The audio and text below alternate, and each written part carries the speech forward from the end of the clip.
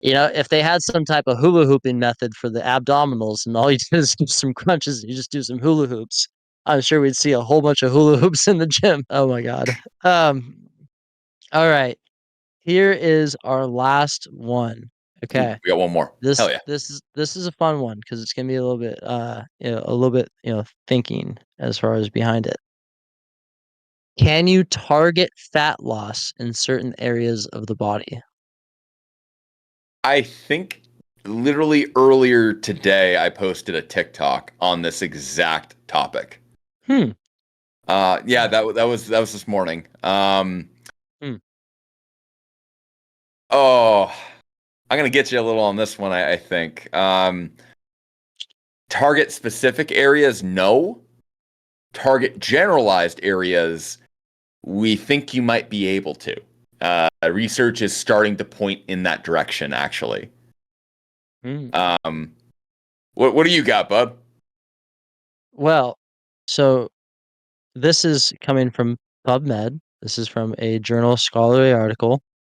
Um, the regional fat changes induced by localized muscle endurance resistance training. Yeah. So, what they did in this article is they looked at the training attributes between like one hemisphere of the body that they were having somebody do like fitness on one leg over a 12-week cycle. So, not really the longest period of time, but there's still enough time in that you can actually still measure some type of change as far as a chemical or a altering cellular level because it takes 6 weeks for your body to actually recognize something's happening, 3 months for a change to occur. So 12 weeks is enough time to actually measure that. So they found that the people that were doing exercise in a single leg, right, did not see more fat loss than the other leg. In fact, it was just of the same amount, is because your body, when it's starting to go through those types of changes, it makes a complete cellular change. As if you're adding more exercise or you're increasing the volume, you can't just target a muscle. They found the same idea when they were trying to have somebody do abs. So somebody who's just doing targeted ab exercises, because it comes from outside of what you're just doing as far as fatiguing the muscle. This comes back to your diet. You can do 1,000 crunches in a day, but if you go back and eat 6 hamburgers, you're not going to see your abs. The six pack is underneath there, but it's all about getting that fat away from the midline. So the targeting a specific area, no. So I'll give you a little bit of kickback on that. So Bring it. I'll I love see if it. I can find the specific study that's on it. Mm, But the idea is, yes, you do have to follow the fundamental rules of weight loss, creating a net energy deficit through nutrition balanced with movement and output. So again, just calorie deficit, right? yeah. Well, if you want to shift where your body's pulling from, you can do it a little bit. Granted, it's not a lot. To where, all right, at the end of your workout, let's say you did legs really heavy today. If you were to go then on the treadmill and then go perform low intensity steady state cardio, again, still following the exact same fundamental rules of net calorie deficit, you got to play the game still. You'll see more of your body pulling fat mass from, again, the generalized area. So it won't be, oh, just your thighs or, oh, just your quad, but you will see more fat mass getting pulled from the actual area that you trained recently. Same deal with abs, same deal with, well, midsection, more or less around there. You see just a little bit more fat mass getting pulled statistically from there versus, say, if you were doing it and you were to separate them or kind of something along those lines. It's so fucking cool. And this is like Here, super, super, super recent. here's my kickback on that. So, So what you're saying is you're increasing volume of more exercise in an area and seeing more of a result. you're, So you're so, so if you're doing an exercise routine and then you're continuing to walk at zone two and you're doing more exercise and you're seeing that the person who did more exercise got more of a result. oh, yeah, it's definitely more of a result, but we're talking about total reduction of fat mass from specific areas. It's all right. Can you target your love handles? No. Can you target, say, your entirety of your midsection by, again, following the same fundamental rules of fat loss? But, Mm, oh, I were to apply low intensity steady state cardio immediately following training a muscle to, again, the same level of fatigue you normally would. Yes, it is looking like you can pull a little bit more from that area. It's yeah. like that's like blows my absolute mind because I'm like most people, at least in the space, at least that you can't do it from any one specific area. So this is like so contradictory to what we've always believed. I gotta find this thing. Well, That blew my absolute mind. that's been a very well-known bodybuilder technique, especially with somebody who trains legs like heavily intense, is to go walk incline on a treadmill for like 40 minutes. It's because they're doing blood lactate cycling. So when you're actually cycling out things like that out of the blood, you make it easier for oxygen to come in there. Thus, Mhm. you're increasing the amount of energy that can be used to recover the muscles in a shorter period of time. Now, if you're going to have, without taking a protein shake in, where are you going to get those extra calories, or where are you going to break down something in order to replenish those muscles? Well, hell, you have this beautiful fat here and you have low intense exercise going on. It's going to take the time to oxidize. Oh, I'm just going to pull from the fat source. So, as far as the scientific background, it makes sense. Yeah, it's just again we've always kind of led towards that. So Yeah. yeah, that's it's really really cool that that's like starting to shift towards it. Yeah. That we're actually like proving that it is something that is relatively possible. Granted, one study does not really mean a whole lot, right? But again, the premise of the question was, can you target a specific area of the body through resistance training No. to produce fat loss? And the answer there is simply you can't do it with resistance training, but if you add on the aerobic zone 2 at the end, yeah, definitely at the end of a workout like that, if you go walk for a little bit and you allow kind of your body to come down to homeostasis easier by cycling out blood lactate and things that are kind of held up in the body and bringing new oxygen to there sooner, it makes sense to me why you'd be able to see more fat loss in that person than somebody else. You know, if they had some type of hula hooping method for the abdominals and all you do is do some crunches and you just do some hula hoops, I'm sure we'd see a whole bunch of hula hoops in the gym. No, it's not something so specific. I think it's safe to say that that is still a myth. Like the idea of like, oh, I want to get rid of like the fat off my back of my arms. Yeah, Yeah, sorry, that's just going to be weight loss applied by time, and having those stubborn areas will probably still always be a thing. yeah, But I'm really excited to see like where this research stuff comes up. I just found it. I'm going to send it on over to you.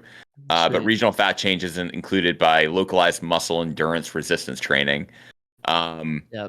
So that's fucking when I think fascinating. about somebody trying to target fat loss, you remember those heat belt things, those waist straps with the vibration that people used to wear on their abs that would just cause Oh, the muscle waist trainers. stimuli? Yeah. The waist trainers, like that's that's what I think about. Like when I see it's like somebody doing targeted muscle training for fat loss, is they're just trying to do it through electrical stimuli.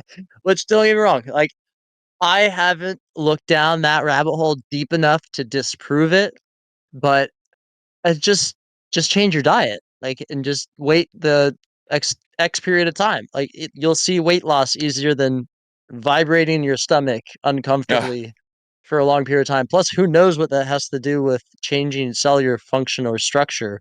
Your body's receiving electric stimuli around the abdominals where all of your organs and all your stuff is.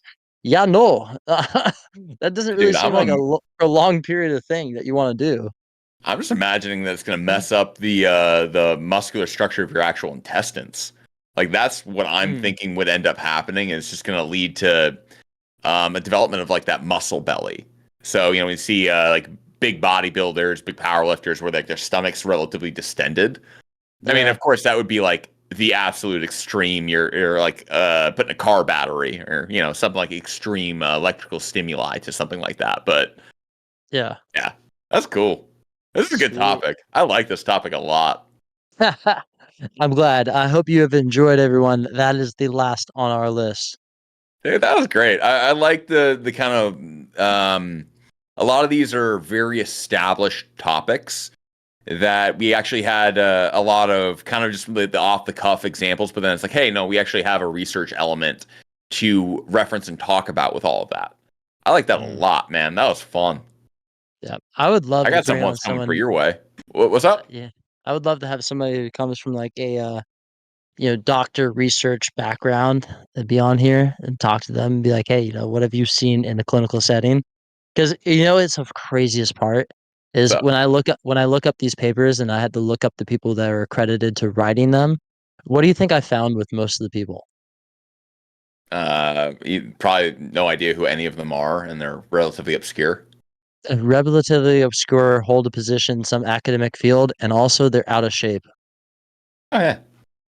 Like, I mean, who's the oh my God, what is it? We'll say the premier or the most yeah, the at the forefront of his field in muscle hypertrophy, study of muscle growth. You know who that is? I mean, unless you're talking about freaking Solik, I don't know. Dr. Brad Schoenfeld. Dr. Um, Brad Schoenfeld. yeah, he's not jacked by any means. I mean, he lifts for sure, but he's considered one of the top experts in the field of studying muscle hypertrophy and the adaptation of strength training. And that's not Huh. what he's not like a big ass bodybuilder. No, he's not. But I mean, still, he's in shape. Yeah, yeah, he works out. Absolutely. But you would assume a guy that is considered at the top of his field in the Right. subject of getting jacked would be this just hulking behemoth of a man. And I think that's the same thing that people think about like personal trainers is, oh, a personal trainer must be in just phenomenal shape. I mean, I like to believe that personal trainers should kind of walk the walk because our entire world is practical application. Yeah. Like it's taking big concepts and applying them in an applicable way to the person. But at the same time, it's we're not athletes. We're not here to perform. Neither are these researchers. Yeah. They're here to study and figure stuff out. So that I, makes a lot of sense to me that that's the way it is. I had three corn dogs before we hopped on here. I'm not having the perfect diet in the sense of trying to cut weight. I enjoy food. I like working out. I look moderately good. So, I look passable in certain kinds of lighting, you know, dim lighting if it were. I like Damn. my corn dogs. Dude, Yeah. a corn dog? I haven't had a corn dog in a while. That sounds great. I'm also the type of guy who got off his diet and ate junk food for 2 weeks and lost 3 pounds. So, You're a high adapter to energy. So if you get more food, you move more. If yeah. you don't monitor your food, you still maintain the exact same level of movement in spite of energy being reduced, which most people Yeah. follow the model of eat more food. Generally, you see a little bit increase in movement, but not a lot. You would Mhm. move more. Average person, we remove food, they move significantly less. You maintain pretty much the same damn movement, which is Yeah. horribly inefficient, but it keeps you relatively lean with very little Genetics. effort. Yeah, no, it's exactly what it is. I love It's that college humor stuff. Yeah, I've got genetics. yeah, that's No, exactly it's what I've it been is. exercising my whole life and I've never taken more than 2 days off in a week.